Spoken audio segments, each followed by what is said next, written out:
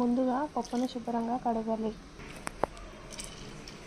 తర్వాత దానిని కుక్కర్లో ఒక చిన్న గ్లాస్ పప్పుకి 2 గ్లాస్ ఆఫ్ వాటర్ తీసుకోవాలి. తర్వాత కుక్కర్లో 2 విజిల్స్ రానివ్వాలి. మీరు ముందుగానే పప్పుని 2 విజిల్స్ రానిస్తానండి, లేదంటే పప్పు ఉడకదు. ఉడుకు తగిలితే ఉడకదంటారు. ఇది కుక్కర్ పప్పు కదా, దానికోసము.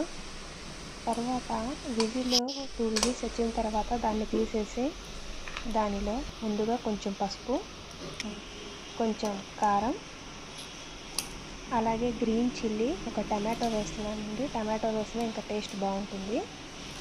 అలాగే చుక్కకూర అండి, చుక్కకూర కడిగి దాన్ని కట్ చేసి వేస్తున్నాను. తర్వాత కొంచెం కట్ చేసిన ఆనియన్స్, కొంచెం ఒక గ్లాస్ వాటర్ తీసుకోండి మళ్ళీ. తర్వాత కుక్కర్ క్లోజ్ చేసేసి ఒక 2 విజిల్స్ మళ్ళీ రానిచ్చండి. తర్వాత తీస్తే మెత్తగా ఉడికిపోయి ఉంటుందండి. దీనిని మెత్తగా ఎనుపుకోవాలి.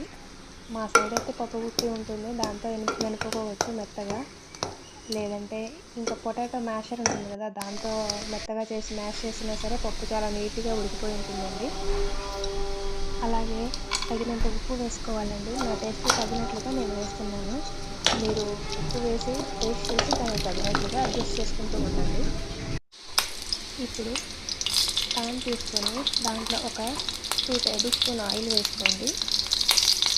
దానిలో పోపు సామాన్లు ఉంటాయి కదండి, ఆవాలు, జీలకర్ర, మినపపప్పు, వెల్లుల్లిపాయలు 2 దంచి వేస్తున్నానండి. టేస్ట్ బాగుంటుంది, స్మెల్ కూడా బాగా వస్తుంది.